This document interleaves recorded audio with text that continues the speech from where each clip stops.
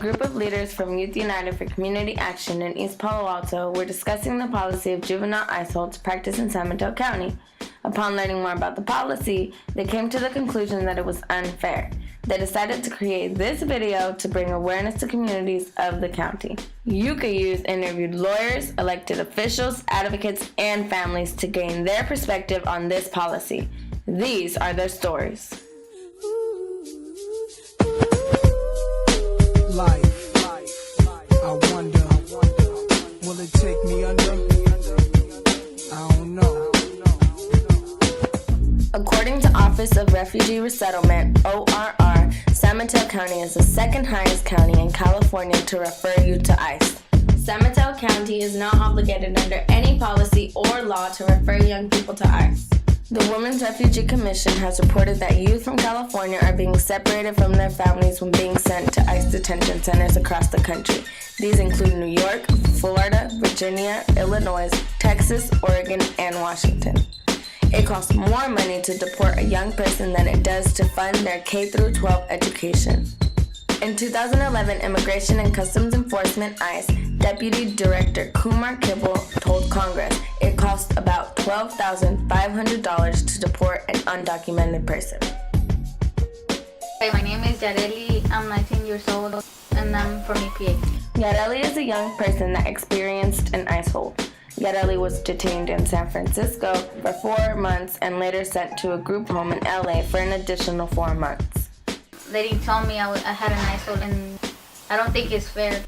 Juvenile ICE holds are particularly unfair because they contradict the rehabilitative purposes of the juvenile delinquency system. And referring juveniles to ICE basically robs them of the opportunity to take advantage of that rehabilitative system. We have kids as young as 10 years old, and they come in not necessarily for very serious incidents.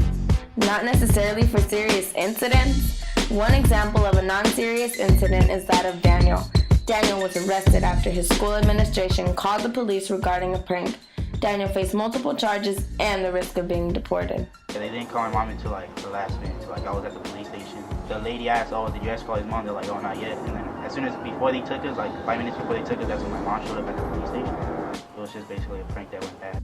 The deportation of undocumented minors is unfair for numerous reasons, including robbing youth of rehabilitative opportunities. Local representatives also disagree with the practice of placing deportation holds on minors for its greater risk of threatening community public safety and separates families. I'm not sure it makes a lot of sense for our law enforcement agencies to refer youth or anyone to ICE. Referring people to ICE will kind of make communities think twice before they approach the police or probation people or the sheriff. We always say that we want to keep families together. How we can keep families together if the policies are the first thing that make those separation of families. Young people are referred to ICE through the juvenile delinquency system. And so during the initial intake after they've been arrested, they're booked at the juvenile hall. And one of those initial questions that they ask right when the young person's arrested is whether they're a U.S. citizen or not. And so if they answer no, that they're not a U.S. citizen, then their probation officer often will call ICE and say, "We suspect that this individual is undocumented." And then ICE will actually send an agent to go into the juvenile hall and interview the young person. In an ideal world, the youth would be able to speak with an attorney before they're referred to ICE or before they talk with an ICE officer, just so that they're aware of their rights and they're aware that they can be reported to ICE for very minimal violations. Often they're sent to immigration detention facilities all over the country. Young people and their families are often unaware of the rights they possess to protect themselves. This can result in an ICE hold, which would remove a young person from their family. A juvenile ICE hold can leave a young person feeling helpless, often affecting the emotional health of themselves and their loved ones. I don't think it's fair. They treat you like you're like a real criminal. And it's really scary because you're like, what are they gonna do to me? But I was more mad because they didn't tell me I had an ICE hold, and I was sad because I didn't want to go back to Mexico. El domingo como a mediodía me habló el policía y me dijo ¿tú eres la mamá de Yareli? ¿O es tu hija Yareli o qué es de ti? Le dije, sí, yo soy la mamá. Y me dijo, ¿sabes que la encontré caminando en San Mateo? Y dijo, sorry, pero la vamos a pasar con inmigración. Fue cuando pasó.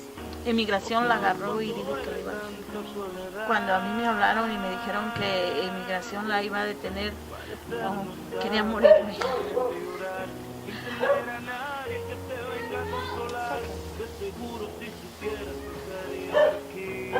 No tenía idea quién me iba a ayudar. ¿Quién nos iba a poder sacar de este problema y ayudar a ella? Some people they fight, some people give up. So it's in the family, like everybody suffers and cries, and it's too sad. And everybody has a story. Although the deportation of young people is being practiced in San Mateo County, it is important to know that if you fall into the system, there are resources available. Families have to keep fighting a deportation hold until it's over and never give up. After the criminal case ends, immigration court starts, and this is actually really different from a criminal case because they don't get public defenders. They don't give you your own lawyer that could fight for you and advocate for you. You have to go actually on your own, and usually most of the time it's really expensive. What their rate is of kind of getting them out really depends on the family and how much time they put into the case. Stay on top of the ball. They have a really high rate of getting them out. We need to take the community organizing ethic to the courtroom. But it takes the parent coming forward and say, you know what? This young person is my child, and I am going to take care of that young person. Young people that can receive a juvenile ICE hold represent people from all over the world. Some young people know no other home country besides the United States. These young people still have aspirations. Take Jonathan, for instance. He has dreams and hopes to positively contribute to this country. Pues mi nombre es Jonathan. La razón que vine a Estados Unidos fue porque pues en el país donde yo nací y todo, y en la colonia donde yo me crié y todo, pues ya no estaba como antes, ya estaba más peligroso por la pandilla. Un día pues me dijeron que yo y otros amigos más teníamos que ir a golpear a alguien, y yo pues les dije a ellos pues que no tenía derecho por qué golpearlo. Me hablaban por teléfono y me mandaban mensajes que si me miraban o algo pues me iban a golpear. A mí me querían como tipo que me metiera a la pandilla a la fuerza. Yo no quería meterme porque pues no me trae nada bueno. Lo que yo quiero lograr es estudiar, pues aprender, pues sacar mis carreras y todo de estudio para yo pues poder hacer algo en la vida y poder ayudar a mi familia. The practice of juvenile ICE holds in San Mateo County decapitates the dreams of young people far and wide. It separates families and threatens developing healthy relationships with local law enforcement.